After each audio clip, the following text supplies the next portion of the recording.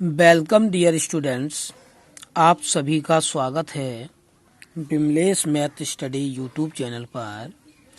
आज के इस पार्ट में वर्ष 2022 गणित केवल प्रश्न पत्र का सेट नंबर 2 AW 2022 का सेट 2 AW को सॉल्व करने जा रहे हैं। पहला क्वेश्चन है बहुविकल्पी। कह रहा है सभी खंड कीजिए। प्रत्येक खंड के उत्तर के लिए 4 विकल्प दिए गए हैं, जिनमें से केवल एक सही है। सही विकल्प छांटकर उसे अपनी उत्तर पुस्तिका में लिखिए। कह रहा है पहला क्वेश्चन, संख्या 156 का अभाज्य गुणनखंड होगा। तो 156 है, 156 को ले लो और इसके छोटे छोटे से गुणनखंड कर दो। 2 से काटेंगे, 2 सत्ते 14, 1 बचा, 2 अट्ठे 16। 2 से फिर काटा तो 2 तिया 6 और 2 निम्मा 18। अब 3 से काटेंगे, 3 एकन 3, 3 त्रिके 9, फिर सीधा 13 से कटेगा, 13 एकन 13। इसके गुणनखंड हुए 2 गुणा 2 गुणा 3 और गुणा 13। तो 2 2 बार आया है तो 2 पे पावर 2 इंटू 3 इंटू 13। तो इसका यही विकल्प सही हो गया, 2 पे पावर 2 गुणा 3 गुणा 13। अगला क्वेश्चन कह रहा है सेक थीटा। सेक थीटा बराबर 2, तो थीटा का मान ज्ञात कीजिए। पता होना चाहिए कि सेक थीटा में 2 कितने अंश का मान होता है। सेक थीटा में जो 2 होता है वो 60 अंश का मान होता है, तो थीटा बराबर हो जाएगा 60। इसको क्लियर यही हो गया, क्योंकि ये अन्य मान है। यदि द्विघात समीकरण 3x² minus 12x plus m बराबर 0 के मूल बराबर हैं, तो m का मान ज्ञात कीजिए। क्या समीकरण दिया है? 3x² minus 12x plus m। 3x² minus 12x plus m बराबर 0 के मूल बराबर हैं। तो इसमें देखते हैं a बराबर 3, b बराबर माइनस 12 और c बराबर m।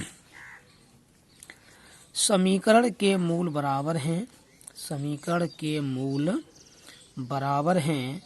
जब समीकरण के मूल बराबर होते हैं तो कंडीशन लगती है b² माइनस 4ac बराबर 0। तो b² बराबर आएगा 4ac। इधर कर देंगे, प्लस का हो जाए। b की वैल्यू रखेंगे, माइनस 12 है तो माइनस 12 का वर्ग 4, a की वैल्यू है 3, c की वैल्यू है m। तो 12 का वर्ग करेंगे 144, 4 तिया 12 m। 12 से अगर इसको काटें, 12 एकन 12 और ये 12 एकन 12, 2 बच्चा 24, 12 दूनी 24। तो 12 बराबर m या m बराबर 12। तो इसका विकल्प देखते हैं कौन सा सही है। इसका ये 12 सही है। अगला कह रहा है एक समबाहु त्रिभुज ABC की भुजा 2a है, तो उसके प्रत्येक शीर्ष लंब की लंबाई ज्ञात कीजिए। समबाहु त्रिभुज दिया है। सबसे पहले हम समबाहु त्रिभुज बनाएंगे कुछ इस प्रकार से।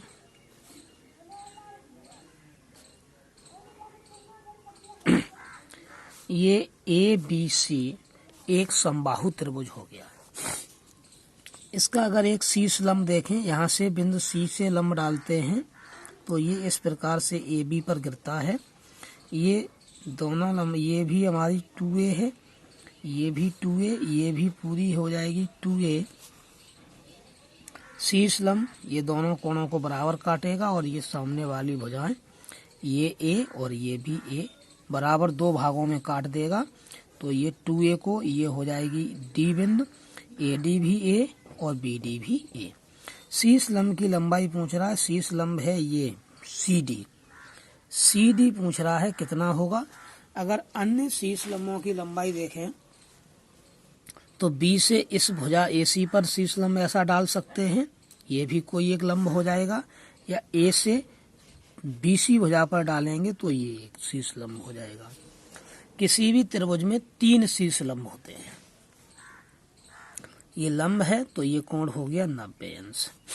अब त्रिभुज BDC समकोण त्रिभुज हो गया, तो समकोण त्रिभुज BDC में पाइथागोरस प्रमेय लगा देंगे।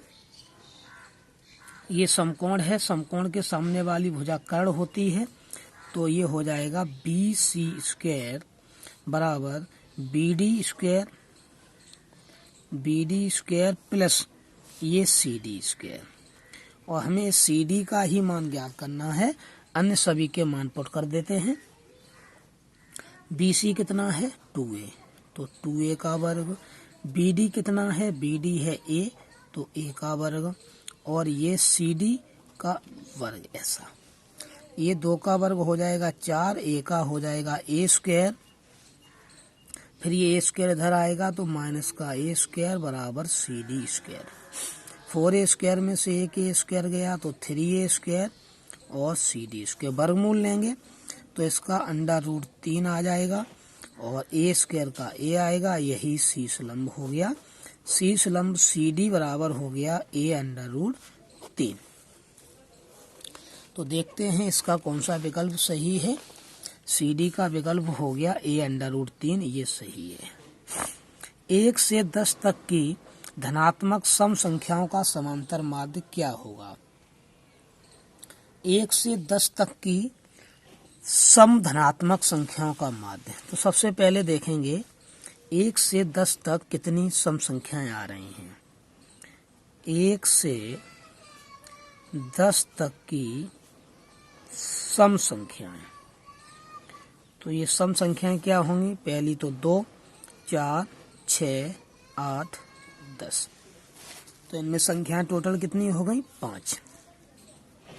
अब हमें समांतर माध्य चाहिए, तो समांतर माध्य का फॉर्मूला होता है पदों का योग बटे पदों की संख्या। पदों की संख्या, तो पदों का योग क्या है 2 धन 4 धन 6 धन 8 धन 10 में जोड़ देंगे पदों की संख्या 1 2 3 4 5। तो सबको जोड़ेंगे 2 और 4 6, 6 6 12, 12 8 20, 20 और 10 30, 30 बट्टे 5 काट देंगे 5 छक्के 30। समांतर माध्य आ जाएगा इसका 6। समांतर माध्य 6 आएगा। देखते हैं विकल्प नंबर, समांतर माध्य 6 सही है। नेक्स्ट क्वेश्चन में कहा है उसने बिंदु P 2, ऋण 3 और Q 10, y के बीच की दूरी 10 मात्रक है, तो y का मान होगा। ये है अगला क्वेश्चन। बिंदु P 2, ऋण 3 और Q 10, y के बीच की दूरी 10 है, तो y का मान ज्ञात कीजिए। बीच की दूरी का सूत्र होता है, बीच की दूरी d बराबर √x2 माइनस x1 का वर्ग प्लस y2 माइनस y1 का वर्ग।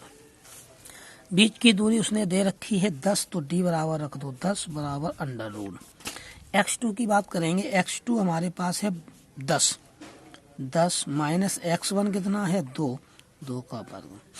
y2 है वो है y1 माइनस 3 है, तो ये प्लस 3 हो जाएगा इसका वर्ग। तो 10,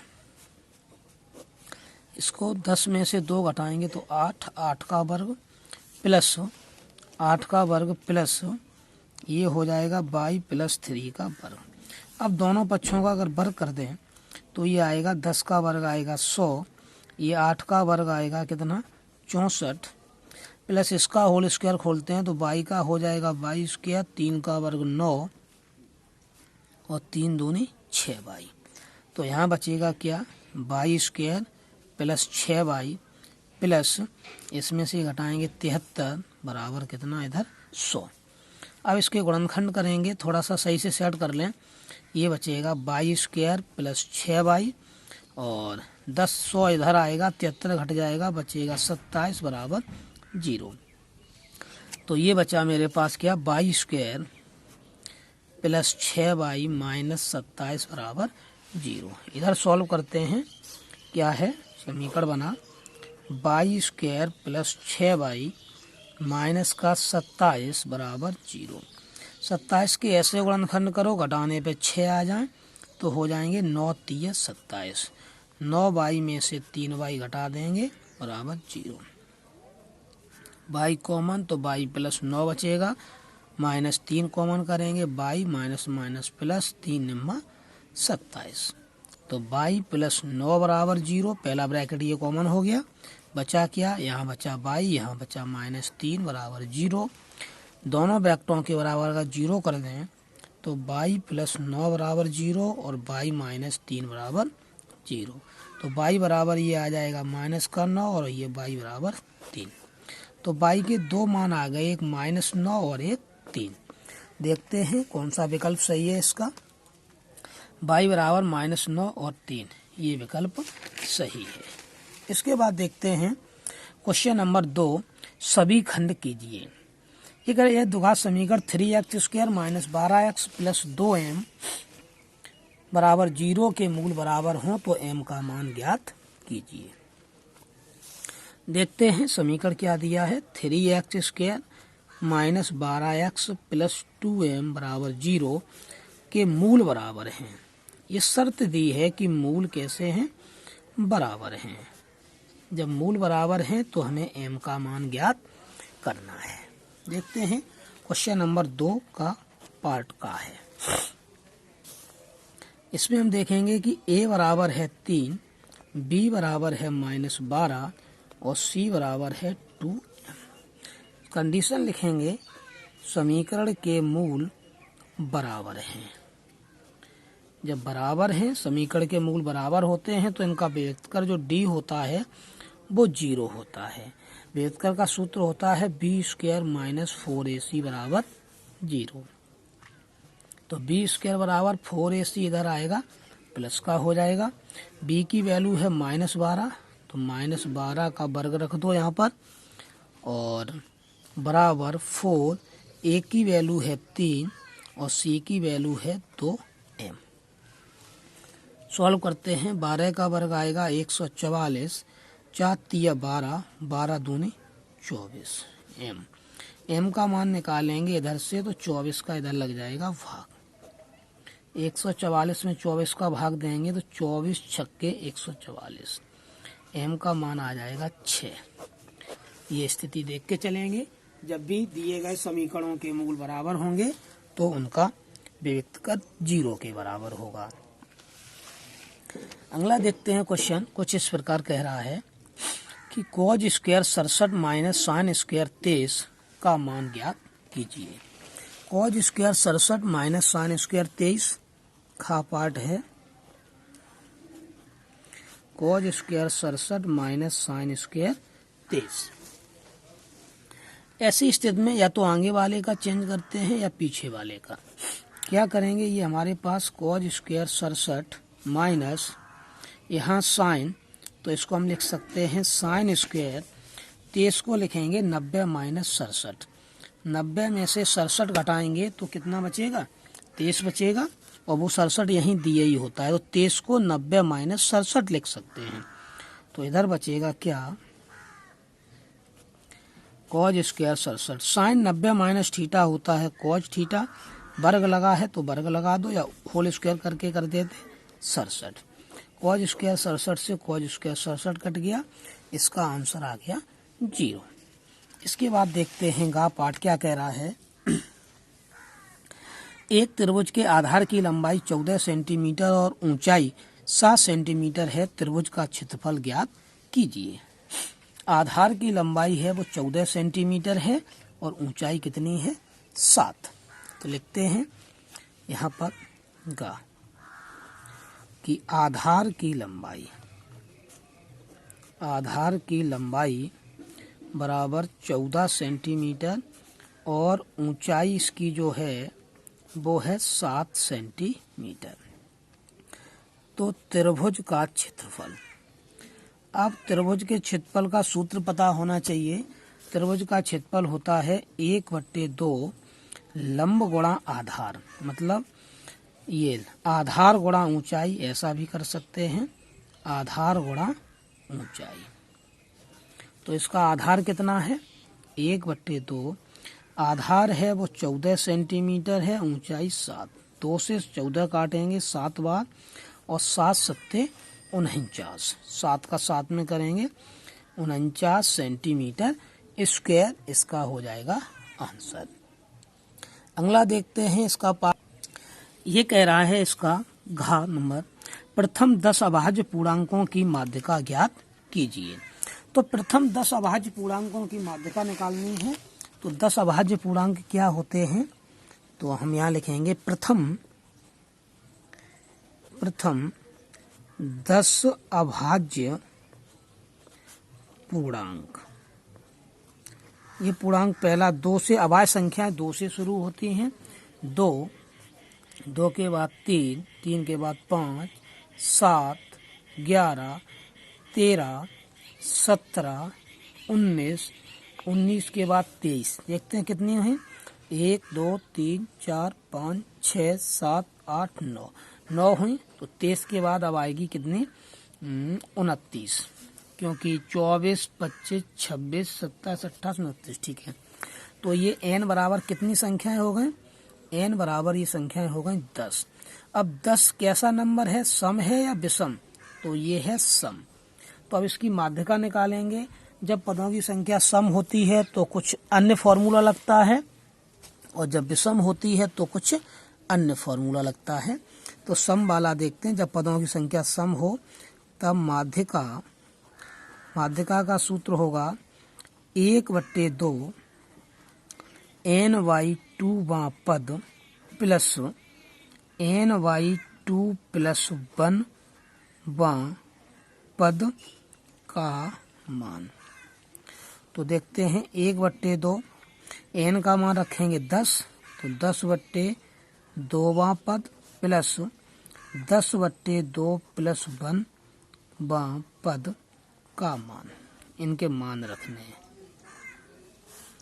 तो 1/2, 10 का भाग 2 का भाग लगाएं 10 में, 5वां पद प्लस 5 और 1 6, 2 पंचे 10, 5 बार गया और 1 6, 6वां पद का मान रख दो सबके मान 1/2। 5वां पद क्या है, इसमें काउंट करेंगे 1 2 3 4 5, ये 5वां हो गया और ये हो गया 6वां।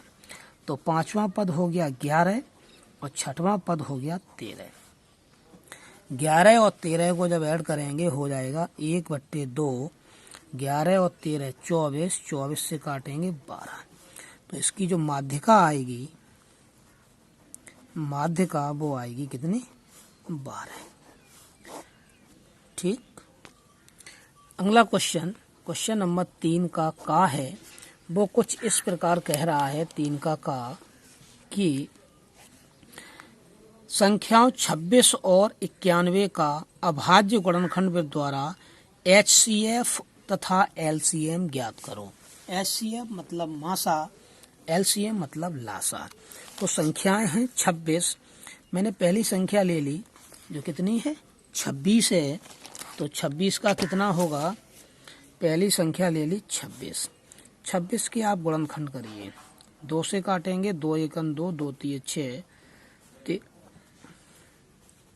जो संख्या 26 थी उसके गुणनखंड हुए 2 और 13। दूसरी है 91, 91 के गुणनखंड करेंगे तो ये कटेगा कितने से, 13 से कटेगा, 13 सत्ते 91, 7 1 7।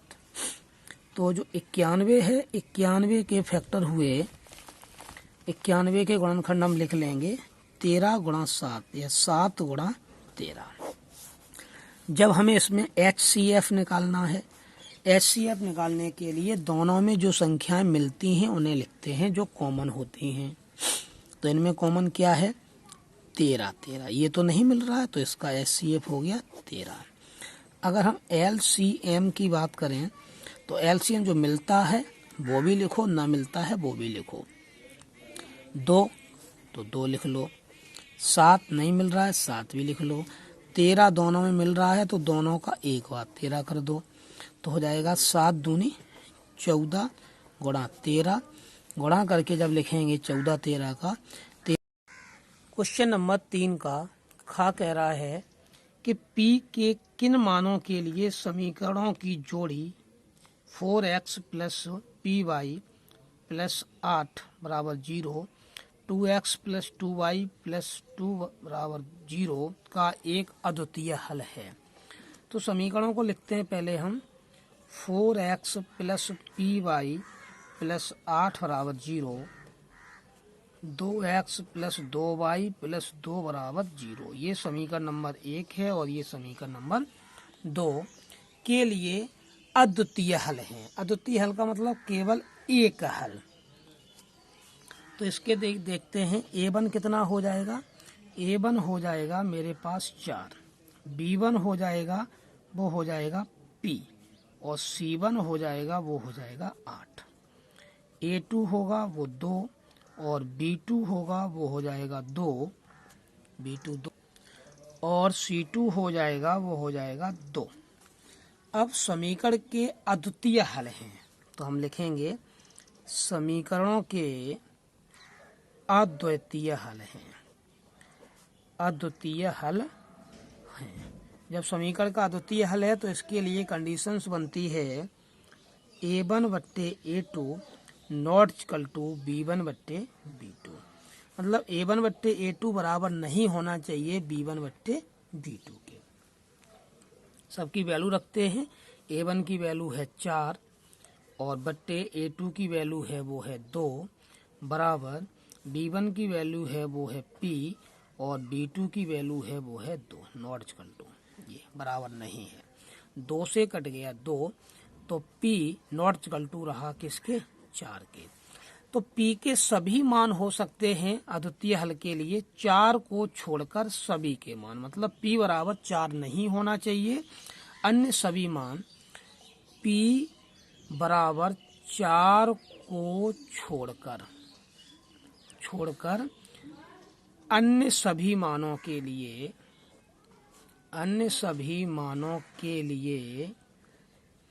समीकरण के हल अद्वितीय होंगे। नेक्स्ट सेक्शन कह रहा है गा चित्र में AD लंब है BC, सिद्ध कीजिए AB square plus CD square बराबर BD square plus AC square. तो देखते हैं सबसे पहले इस चित्र को क्या कह रहा है। इसमें चित्र बनाते हैं सबसे पहले। तो चित्र कुछ इस प्रकार से है।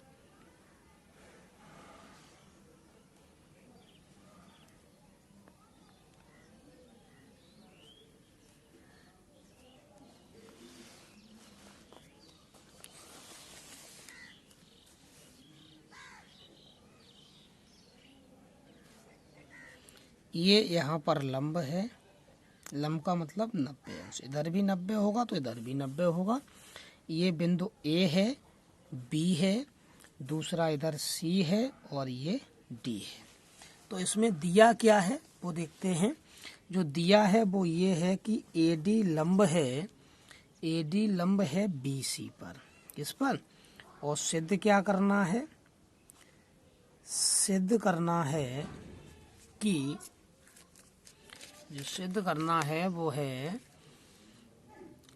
AB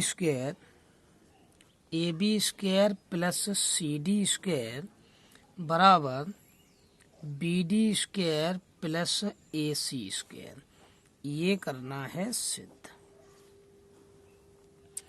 अब चित्र को देखेंगे कि चित्र में ये 90 अंश है और ये भी 90 अंश है।